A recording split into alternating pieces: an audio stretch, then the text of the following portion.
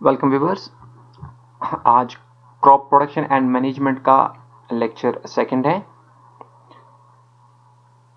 तो पहले इसमें हम पढ़ेंगे कि सोइंग क्या होता है। तो process of scattering seeds in the soil for growing crop plants is called sowing. ठीक है, तो एज पर द डेफिनेशन जो है वो सोइंग का क्या मतलब है, मतलब कि जब हम जो सीड्स हैं उनको जब हम सॉइल में बिखेर देते हैं तो उसका जो मेन रीज़न क्या होता है कि फॉर ग्रोइंग क्रॉप प्लांट्स, यानी जब सीड्स को बोया जाता है, जब उनको सो किया जाता है तो उस प्रोसेस को हम बोलते हैं सोइंग। अब जब हम बीज को जो है जब हम उसको ज़मीन में डालते हैं उस टाइम हमें किन चीज़ों का ख्याल रखना चाहिए ताकि हमारी क्रॉप प्रोडक्शन जो है वो बहुत अच्छी हो जाए। तो इसीलिए हम पढ़ेंगे precautions for sowing the seeds. तो फर्स्ट प्रिकॉशन क्या है? The seed should be sown at the right depth in the soil suitable for germination. ठीक है, तो पहला जो पॉइंट है वो यही है कि हमें राइट डेप्थ में सीड को हमें क्या करना है, सीड को ज़मीन में बोना है ताकि जो उसकी जर्मिनेशन जो है वो अच्छे से हो सके। सेकेंड पॉइंट जो है, seed should be sown at right interval और स्पेसिंग इन द फील्ड। ठीक है, तो जो सीड्स हैं उनको क्या करना, हमें राइट इंटरवल पे यानी स्पेसिंग हमें रखनी है। जो सीड्स को हम जहाँ पर बो रहे हैं, जहाँ पर हम ज़मीन में डाल रहे हैं सीड्स को, वहाँ पे हमें क्या रखना है, हमें स्पेस रखनी है। ठीक है, हमें रैंडम फैशन में सीड्स को स्कैटर नहीं करना है, बल्कि हमें एक राइट इंटरवल और स्पेसिंग रखनी है सीड्स के बीच में, जिस वो भी एक फेवरेबल सिचुएशन बन जाती है ताकि जो क्रॉप प्रोडक्शन अच्छी हो जाए। इसके बाद जो चौथा पॉइंट है वो क्या, seed should not be sown in dry soil. ठीक है, तो हमें जो सीड है उनको हमें वहाँ नहीं बोना है जहाँ की जो मिट्टी हो बिल्कुल ड्राई हो। ठीक है, ऐसा भी नहीं होना चाहिए कि जो सॉइल हो बिल्कुल ड्राई हो, तो उससे भी हमारी क्रॉप प्रोडक्शन जो है वो अच्छी नहीं हो जाएगी। And seed should not be sown in highly wet soil. तो ना ही हमें ज़्यादा वेट सॉइल में सीड को सो करना है, ना ही हमें बहुत ही ज़्यादा ड्राई सॉइल में हमें सीड को जो है सो करना है। यानी ना ज़्यादा ड्राई होनी चाहिए ना ज़्यादा वेट होनी चाहिए। तो इन चीज़ों का हमें क्या करना है, ख्याल रखना है ताकि हमारी क्रॉप प्रोडक्शन जो है वो अच्छी हो जाए। अब हम पढ़ेंगे मेथड्स ऑफ सोइंग सीड्स और उसके कुछ डिस्क्रिप्शंस हैं वो हम पढ़ेंगे। तो पहला मेथड जो है वो क्या है, वो है ब्रॉडकास्टिंग। तो ब्रॉडकास्टिंग क्या होती है? It is the process of manually scattering seed in the field. तो मैनुअल स्कैटरिंग यानी सीड्स को बिखेरना, जहाँ पर आप फील्ड्स में जहाँ पे आपको जो है क्रॉप प्रोडक्शन चाहिए, जहाँ पर आप चाहते हैं कि क्रॉप को ग्रो करे, तो उस फील्ड में जब मैन्युअली, ठीक है, मैन्युअली जो हमारे जो किसान हैं, ठीक, जो इसके साथ खेती बाड़ी के साथ करते हैं, तो वो क्या करते हैं, वो खुद से उठा के जो बिखेर देते हैं सीड्स को सॉइल में। तो उस प्रोसेस को हम क्या बोलते हैं, उसको हम ब्रॉडकास्टिंग बोलते हैं। This method results in a non-uniform distribution of seeds and hence affects the productivity. तो इसमें एक जो है ड्रॉबैक क्या है कि इस तरीके से non uniform distribution of seeds हो जाती है। जैसे हमने अभी पढ़ा कि सीड में जब हम सो करेंगे, जब हम सीड्स को सॉइल में डालना चाहेंगे, तो हमें क्या करना है, हमें उसको एक प्रॉपर जो है अल्टरनेट स्पेस पे डालनी है। तो अगर हम नॉन यूनिफॉर्म डिस्ट्रीब्यूशन करेंगे सीड्स की, उससे क्या होगा, हमारी प्रोडक्टिविटी ज़्यादा नहीं होगी। ठीक है, दूसरा मेथड जो सोइंग का है क्या, वो क्या है, वो है ड्रिलिंग। तो ड्रिलिंग क्या है? It is a process of sowing the seeds at a uniform distance by using a seed drill. ठीक है, तो सीड ड्रिल जो होती है यहाँ जो मेड ऑफ आयरन है, ठीक है, उसमें फनल होता है। ठीक है, तो उसका हम इस्तेमाल करते हैं। ठीक है, यानी उस सीड ड्रिल से जब हम क्या करते हैं, सीड्स को सो करते हैं इन सॉइल में, तो उस प्रोसेसिंग को हम क्या कहते हैं, ड्रिलिंग कहते हैं। तो इसमें क्या होता है, जो है seed drill is made of iron, ये आयरन का बना हुआ होता है। Seeds are put into the funnel of the seed drill which is fitted at the back of the plough. तो प्लॉग जो हल जोतता है, जो किसान जो है जो हल जोतता है, तब वो जो क्या करता है, वो एक फनल रखता है, ठीक है, उसमें वो सीड्स को डाल देता है, ठीक है, ताकि वो जो है जो सीड्स जो हैं वो एक यूनिफॉर्म डिस्टेंस में सॉइल में चले जाएं, ठीक है। तो इस यहाँ पर इसीलिए हम क्या करते हैं, सीड ड्रिल का इस्तेमाल करते हैं। As the plough moves it cuts a hole into the soil and the seed move from funnel into the hole और the furrow is made into the soil. तो जैसे ही प्लॉग हमारा मूव करता है तो जो फनल है उसमें से जो सीड्स निकलते हैं वो एक पर्टिकुलर डिस्टेंस पे after particular interval of time में निकल के तो वो सॉइल में चले जाते हैं। तो इससे क्या रहती है, सीड्स की स्पेसिंग रहती है और जो सीड जो है एक स्पेसिफिक पोजीशन में सॉइल में सो हो जाता है। तो उसका एडवांटेज क्या होता है, advantage of sowing with seed drill. अगर हम सीड ड्रिल का इस्तेमाल करेंगे तो उससे एडवांटेज क्या है, तो फर्स्ट एडवांटेज क्या है, the seeds are sown at a correct depth and correct interval. तो दो चीजें आ जाती है, एक तो करेक्ट डेप्थ में हो जाती है, ठीक है, और दूसरा करेक्ट इंटरवल में आ जाता है, ठीक है। तो जमीन के नीचे कितना सीड को जाना है वो भी मेंटेन हो जाता है,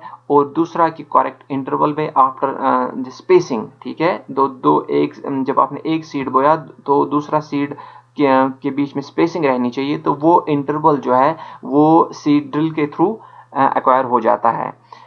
और फायदा क्या है इसका, seed can not be picked up and eaten by the birds. तो इससे दूसरा फायदा हमारा ये रहता है कि जो बर्ड्स जो हैं वो जो सीड्स को खा जाते हैं तो उनसे भी जो है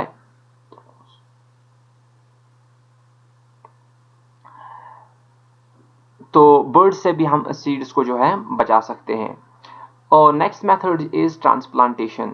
the process of transferring seeds from the nursery to the main field by hand is called transplantation. तो ट्रांसप्लांट क्या होता है, यानी प्लांट को दूसरी जगह पे ट्रांसफर करना। तो जहाँ पर सीडलिंग्स है, यहाँ पर ऑलरेडी जहाँ पर जो नर्सरी है वहाँ पर हम सीडलिंग ऑलरेडी हमने वहाँ पर हमने जो है सीड्स को सो किया होता है, वहाँ पर वो छोटी छोटी सीडलिंग्स चढ़ी होती हैं, तो उनको हम क्या करते हैं, ट्रांसफ़र करते हैं दूसरी जगह पर, दूसरी फील्ड्स पर। तो इस प्रोसेस को हम क्या कहते हैं, इस प्रोसेस को हम ट्रांसप्लांटेशन कहते हैं। To produce a new variety seeds are first allowed to germinate in a nursery.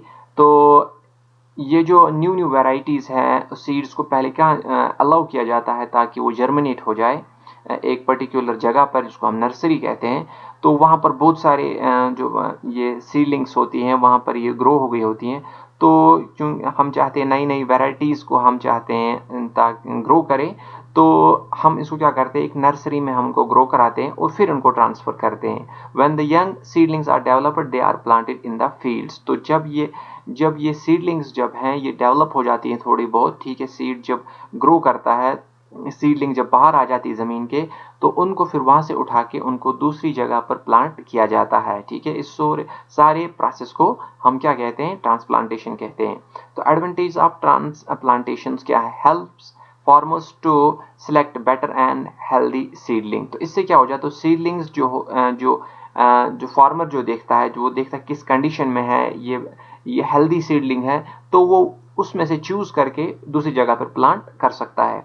Allow better penetration of roots in the soil. तो इससे क्या होता है, जब हम सीडलिंग्स को ज़मीन में बोते हैं तो उससे क्या होती है, वो ऑलरेडी डेवलप हो गई होती हैं, तो वो अच्छे से जो रूट्स है वो पेनिट्रेट कर जाते हैं सॉइल में, ठीक है। Promotes the better development of root and shoot.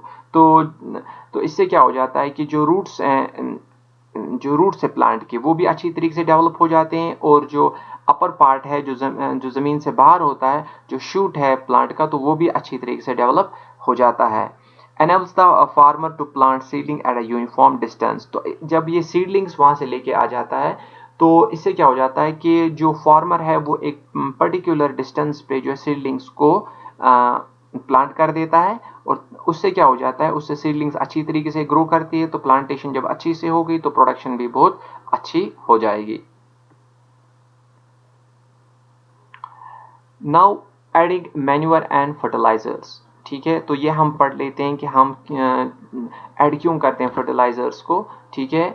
तो plants require the minerals for growth and they continuously extract them from soil. तो ठीक है, जब हमने जैसे हमें अभी बोला कि चाहे हम सीड्स को सॉइल में डालें या कहीं पर हम नर्सरी में पहले हम सीडलिंग्स को उगाए उसके बाद हम ट्रांसफ़र करें फील्ड्स में, तो जो प्लांट यहाँ पे ग्रो हो रहा है फील्ड में, तो उसको ज़रूरत है मिनरल्स की फॉर इट्स ग्रोथ, ठीक है। तो उसकी ग्रोथ के लिए जो है प्लांट को क्या चाहिए, मिनरल्स चाहिए, और वो कहाँ से लेता है, वो सॉइल से लेता है। The deficiency of plant nutrient and organic matter in the soil is made up by adding the manure and fertilizers to the soil।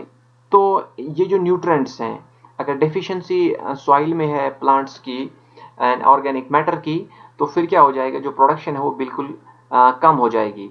तो इसलिए हम चाहते हैं कि हमारी प्रोडक्शन जो अच्छी हो जाए, तो हम क्या करते हैं, हम सॉइल को ऐड करते हैं, मैन्योर करते हैं और फर्टिलाइजर करते हैं, ताकि जो प्लांट्स को जो रिक्वायरमेंट है न्यूट्रिएंट्स की वो उसको अच्छे से मिल पाए। अब हम पढ़ेंगे द टाइप्स ऑफ फर्टिलाइजर्स। जो फर्टिलाइजर्स कितने टाइप्स के होते हैं, एक तो मैन्योर होता है, दूसरा कंपोस्ट होता है, और तीसरा जो है ग्रीन मैन्योर होता है। तो पहले हम देखते हैं कि मैन्योर क्या होता है। Decay and decaying, death and decaying vegetable matter, waste from farms, household waste, excreta from of animals from manure.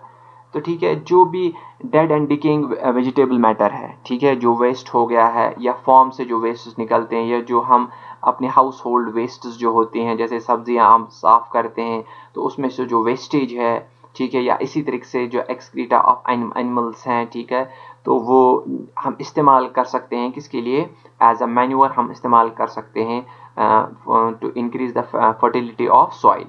इसमें manure mainly contains nitrogenous compounds. तो इसमें जो मैन्योर जो होता है, जो हमारे वेस्ट फ्रॉम फार्म्स निकलते हैं या हाउस होल्ड से जो निकलते हैं या एनिमल एक्सक्रीटा, इसमें जो सबसे ज़्यादा जो जिस मैन्योर में सबसे ज़्यादा जो यहाँ पर मिनरल जो होता है वो क्या होता है, नाइट्रोजीनियस कंपाउंड्स होते हैं मैन्योर में। उसके बाद जो है वो कंपोस्ट है। It is formed by decomposition of vegetable and animals. तो अगर हम क्या करेंगे, ये जो वेजिटेबल्स है या वेस्टेज जो है या एनिमल्स का जो वेस्टेज है, अगर इसको हम क्या करेंगे, डिकम्पोज कर देंगे, ठीक है, यानी सॉइल के मिट्टी के नीचे हम डालेंगे, तो ये क्या हो जाए, डिकम्पोज। इस पर जो बहुत सारे ऑर्गेनिजम्स है जैसे बैक्टीरिया इस पर एक्ट करते हैं, इसको वो डिकम्पोज कर देते हैं, ठीक है, यानी इसको फर्दर डिवीजन कर देते हैं, इसको ब्रेकअप कर देते हैं इस कंपाउंड्स को, ठीक है। ये जो कंपाउंड्स वेजिटेबल वेस्ट्स हैं, इसको ये ब्रेकअप कर देते हैं। तो organic substances are decomposed by bacteria and are converted into humus. तो जब ये डिकम्पोज हो जाता है, जो भी चाहे ये वेजिटेबल हो या एनिमल वेस्ट हो, तो ये ऑर्गेनिक जो कंपाउंड्स हैं इन पे जब बैक्टीरिया एक्ट करता है और उसको ब्रेक डाउन कर देता है, ठीक है, वो जो वहाँ पर रिजल्ट निकलता है, यानी बाद में जो डिकम्पोज होके जो वेजिटेबल एंड एनिमल वेस्ट का है, उसको हम क्या कहते हैं, उसको हम ह्यूमस कहते हैं। और उसको भी हम क्या कर सकते हैं, इस्तेमाल कर सकते हैं, यानी ये कंपोस्ट है, वेजिटेबल और एनिमल वेस्ट का क्या है, ये कॉम्बिनेशन है, इसलिए हम इसको कंपोस्ट कहते हैं। और तीसरा जो है वो क्या है, green manure. The farmers grow the leguminous plants such as groundnut, soybean, pulses in between the two crops। तो देखिए इसे ग्रीन मैन्योर क्या है कि कुछ ऐसे भी प्लांट्स हैं जो हम फील्ड्स में ग्रो कर सकते हैं, जिसकी वजह से जो है फर्टिलिटी ऑफ द सॉइल जो है वो बढ़ जाती है, ठीक है। तो वो नाइट्रोजीनियस कंपाउंड्स जो है वो सॉइल में बढ़ा देते हैं, ठीक है। इसमें जैसे हमारे पास लिग्यूमिनस प्लांट्स जैसे आते हैं, ग्राउंड नट्स है, सोयाबीन है, पल्सेस है, अगर हम दो क्रॉप्स के बीच में इनको लगा दें, यानी हमने पहले एक फसल जो हमने बोई है, एक फसल जो हमने लगाई है, उसको जब हमने काट लिया, उसके बाद अगर हम क्या करें, लिग्यूमिनस प्लांट्स वहाँ पर ग्रो करें, तो जो न्यूट्रिएंट्स कम हो गए, जो पहली वाली फसल जो तैयार हो गई उससे जो न्यूट्रिएंट्स कम हो गए होते हैं, तो वो जो थोड़ी बहुत इनफर्टिलिटी आ गई होती है सॉइल में, लिग्यूमिनस प्लांट्स क्या करते हैं, उस फर्टिलिटी को वो बढ़ा देते हैं, ठीक है। इस प्रोसेस को क्या कहते हैं, इस तरीके का जो मैन्योर हम इस्तेमाल करते हैं उसको ग्रीन मैन्योर कहते हैं। Leguminous plants helps to replenish the nitrogen in the soil. जैसे मैंने आपको पहले ही कहा कि नाइट्रोजन कंपोनेंट जो है वो सॉइल में बढ़ जाता है और with the help of leguminous plants, यानी इनमें एबिलिटी होती है ये नाइट्रोजन सॉइल में जो नाइट्रोजन है उसकी लेवल ये बढ़ा देते हैं और उसकी वजह से जो है प्लांट जो है वो अच्छे से ग्रो कर पाता है।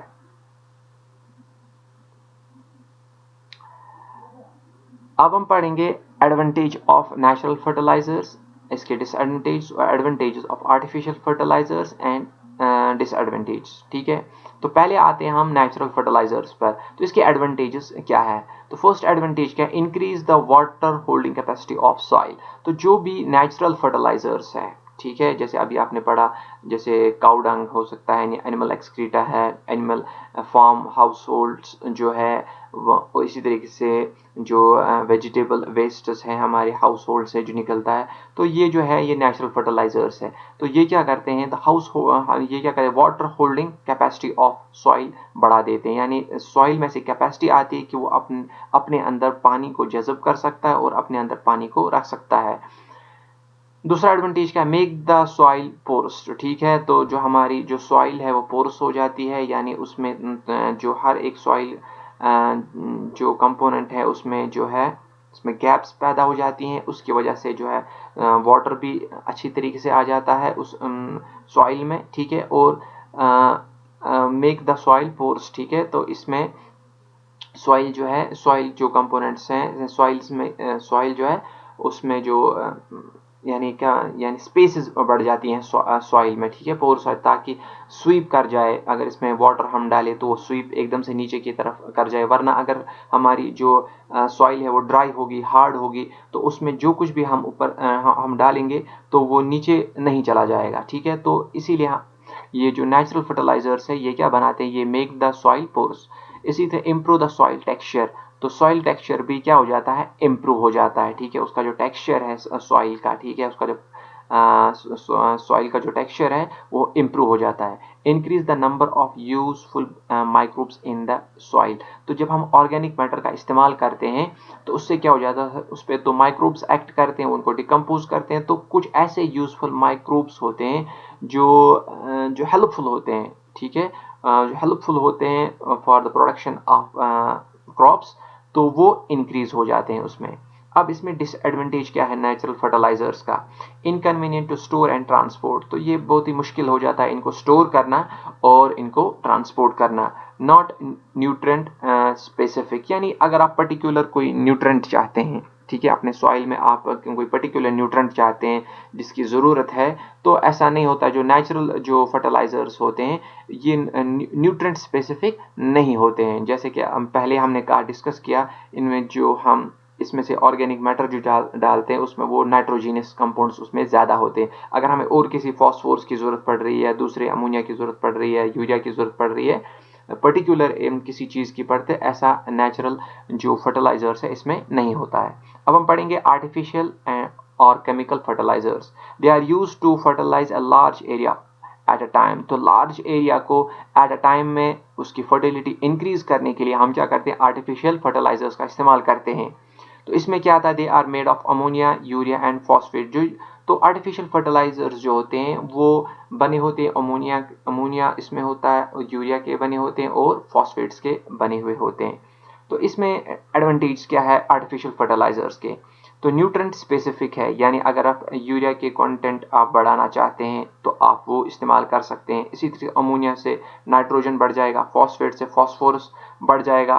तो न्यूट्रेंट स्पेसिफिक है। Have plants nutrient in concentrated form. ठीक है, तो जो भी न्यूट्रेंट्स हैं वो क्या है, वो कंसंट्रेटेड फॉर्म में वहाँ पर मिलते हैं। यानी आप बहुत सारे इन नेचुरल जो ये आर्टिफिशियल फर्टिलाइजर्स को है, ठीक है, वो आप जितने जिस तादाद में आप उनको सॉइल में डालना चाहते हैं तो प्लांट्स को क्या मिल जाते हैं, बहुत सारे, यानी ह्यूज अमाउंट ऑफ न्यूट्रेंट्स जो है प्लांट्स को मिल जाते हैं। दूसरा एडवांटेज क्या है, provide the quick replacement of the plant nutrient in soil. ठीक है, तो एकदम से जो प्लांट्स को ये जब मिल गया तो इससे क्या हो जाती है, ग्रोथ जो है प्लांट की वो एकदम से हो जाती है।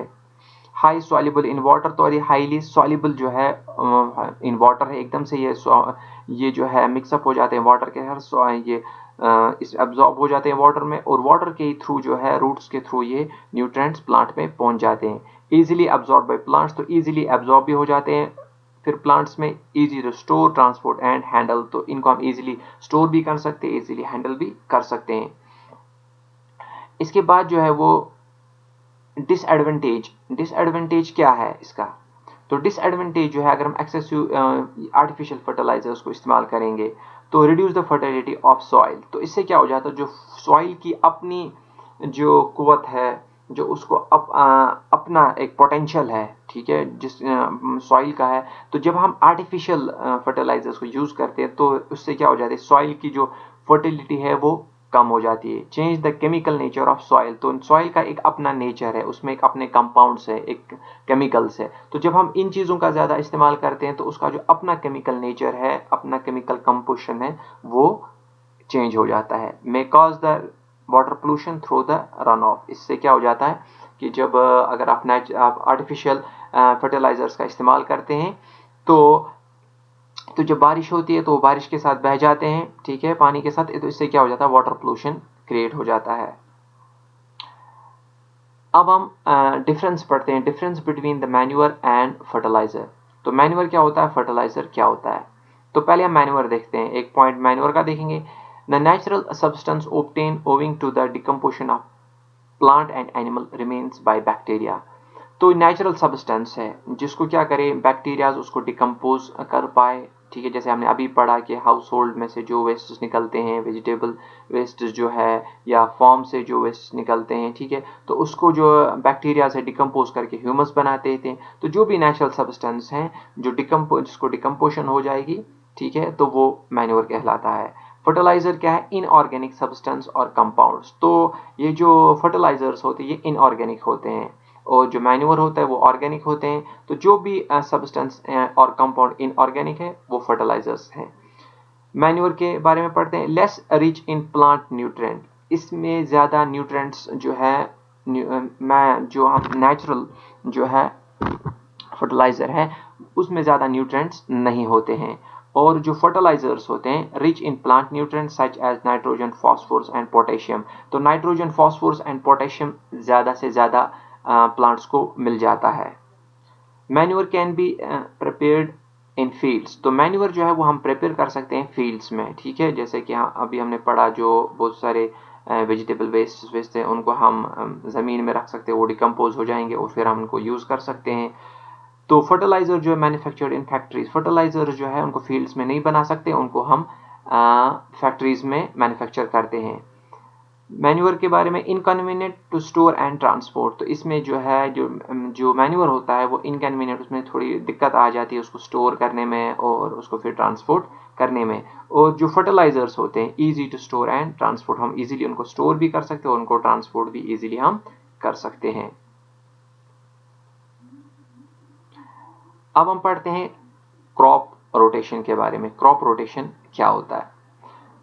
Crop rotation is the practice of growing different crops each season in a particular field. तो crop rotation क्या, ये practice है of growing different crops each season in a particular field, यानी हर एक सीजन में एक particular field में हम different crops को grow करते हैं, ठीक है, इसको हम crop rotation कहते हैं, यानी एक सीजन में इसी फील्ड में हमने एक क्रॉप लगाया और दूसरे सीजन में इसी फील्ड में हमने दूसरा क्रॉप लगाया, तो जब हम इस तरीके से क्रॉप्स को ग्रो करते हैं तो हम उस प्रैक्टिस को हम क्या कहते हैं, क्रॉप रोटेशन कहते हैं। For example when the cereal crop such as maize is grown first, तो अगर हम किसी पर्टिकुलर फील्ड में पहले मेज को हम ग्रो कराएं, it takes away a lot of nitrogen from the soil for its growth and make the soil nitrogen deficient। तो मेज जब हम ग्रो करते हैं, जब उस सॉइल में किया तो वो मेज जो क्रॉप है वो नाइट्रोजन ज़्यादा ले लेता है और सॉइल में क्या हो जाता है, डेफिशिएंसी हो जाती है नाइट्रोजन की। When the leguminous crops such as pulses are grown in the same field, the crop with nitrogen fixing bacteria enrich the soil with nitrogen compound and increases its fertility। तो जब हम क्या लगाएंगे इसी फील्ड में दूसरे season में हम क्या करेंगे, जब हमने मेज हमने लगाया और उसको फिर हमने क्या किया, हार्वेस्ट किया, फिर हम इसमें लिग्यूमिनस क्रॉप्स को लगाएंगे, तो जो नाइट्रोजन डेफिशिएंसी थी लिग्यूमिनस प्लांट्स क्या करेंगे, उसको रेस्टोर करेंगे। यानी नाइट्रोजन फिक्सिंग बैक्टीरिया जो होते हैं लिग्यूमिनस प्लांट्स में, तो वो क्या करते हैं, वो जनरेट करते हैं, वो क्रिएट करते हैं, वो नाइट्रोजन कंपाउंड्स को क्रिएट करते हैं और वो फिर सॉइल में चले जाते हैं। तो इससे क्या हो जाता है कि सॉइल की फर्टिलिटी बढ़ जाती है। एडवांटेज ऑफ क्रॉप रोटेशन क्या है?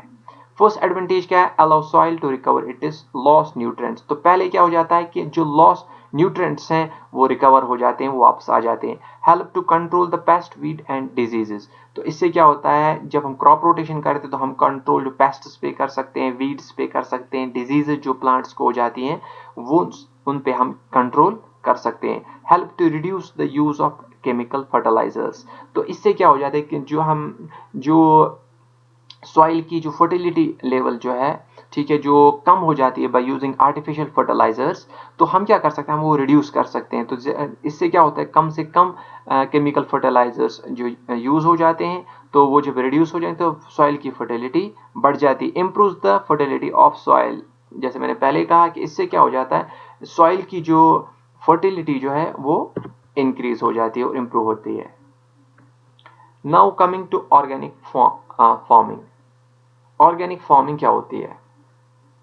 Organic farming is a kind of farming in which crops are grown without using chemical fertilizers and pesticides. ठीक है, तो यानी ऑर्गेनिक मैटर का इस्तेमाल किया जाता है। सिंपली आप समझिए, ऑर्गेनिक फार्मिंग वो फार्मिंग होती है जहां पे हम ऑर्गेनिक सब्सटेंसेस का इस्तेमाल करते हैं, जैसे हम नेचुरल फर्टिलाइजर्स का इस्तेमाल करते हैं, उसी को हम ऑर्गेनिक फार्मिंग कहते हैं। जहां पर केमिकल फर्टिलाइजर्स एंड पेस्टिस की जरूरत न पड़े, तो इस टाइप की जो फार्मिंग होती है वो ऑर्गेनिक फार्मिंग कहलाती है। Food grown by organic farm is called organic food. तो जो भी फूड ग्रो हो जाएगा with the help of organic farming, यानी वहां पर नेचुरल फर्टिलाइजर्स का इस्तेमाल किया गया होगा, तो उस फूड को हम ऑर्गेनिक फूड कहते हैं। अब आते हैं इरिगेशन की तरफ। ठीक है, तो जब हमने कहीं ग्रो करना है प्लांट्स को, ठीक है, तो हमें वहां पर वाटर सप्लाई देनी है उस सॉइल को, तो ताकि जो प्लांट्स हैं वो अच्छे तरीके से ग्रो कर पाए। The process of supplying the water to crop plant in field through canals, wells, reservoir, tubewells extra is known irrigation. तो जो भी मीन और मोड है जिसके थ्रू हम क्या कर सकते हैं, वाटर सप्लाई कर सकते हैं हम क्रॉप प्लांट्स को, ठीक है, इन फील्ड्स, जैसे कैनाल्स है, वेल्स है, ठीक है, रिजर्वायर है या ट्यूबवेल है इस्तेमाल जो हम करते हैं। ठीक है, तो इस प्रोसेस को हम क्या कहते हैं, इसको हम इरिगेशन कहते हैं। तो इरिगेशन हम किन के थ्रू कर सकते हैं? देखिए, वेल्स के थ्रू इरिगेट कर सकते हैं, ट्यूबवेल हो सकता है, पॉन्ड हो सकता है, लेक है, डैम है, river, canals are some of the sources of irrigation. तो ये सोर्सेज हैं जिनके थ्रू हम क्या कर सप्लाई कर सकते हैं वाटर की क्रॉप को इन the field. Need of irrigation क्या है? ठीक है, नीड ऑफ इरिगेशन क्या है? तो फर्स्ट नीड क्या है? To make the soil soft due to which the ploughing of the field can be easier. तो पहले ही क्या है, जब हम इरिगेट करेंगे हाँ फील्ड को, वहां पानी हम पहुंचाएंगे, उससे क्या हो जाएगा, जो पानी के पहुंचाने से जो सॉइल जो है वो सॉफ्ट हो जाएगी। वरना अगर हार्ड सॉइल होगी, ठीक है, हार्ड वहां पर फील्ड होगा, तो प्लॉगिंग करनी बहुत ही मुश्किल हो जाएगी। ठीक है, तो हम उस जमीन को खोद नहीं पाएंगे अच्छे से, उसकी फिर लेवलिंग अच्छी तरीके से नहीं कर पाएंगे। तो इसलिए हम पहले क्या करते हैं, इरिगेट करते हैं फील्ड को, जब वो सॉफ्ट हो जाए तो ईजी वहां पर प्लॉगिंग हो सकती है। To provide moisture for germination of seeds, to provide the moisture for germination of seeds। तो सीड्स जो जर्मिनेट करे, वो डेवलप हो जाए, ग्रो करे, तो उससे क्या होता है, उससे जो वाटर सप्लाई जो वहां पर हो जाती है, तो उससे मॉइस्चर प्रोवाइड हो जाता है सीड को, उसकी वजह से वो जर्मिनेट कर पाता है। To maintain the moisture of soil for healthy crop growth. ठीक है, तो दूसरा पॉइंट भी है, इरिगेशन हम क्यों करते हैं, हम इसलिए करते हैं ताकि जो सॉइल जो मॉइस्चर ऑफ सॉइल है वो रहे, ताकि जो क्रॉप है ना, क्रॉप्स जो ग्रो जो करें वो हेल्दी क्रॉप्स हो। ठीक है, ताकि क्रॉप प्रोडक्शन जो है वो बहुत ज़्यादा हो जाए। ठीक है, इसलिए हम क्या करते हैं, हम सॉइल्स की जो उसका मॉइस्चर है उसको सस्टेन रखने के लिए, उसको कंटिन्यू रखने के लिए हम इरिगेशन करते हैं। Factors affecting the irrigation requirements of crop. ठीक है, factors affecting irrigation requirements of crop. तो कौन कौन से फैक्टर्स हैं, ठीक है, जो क्या करते हैं, अफेक्ट करते हैं इरिगेशन, जो रिक्वायरमेंट है किसकी, क्रॉप की है।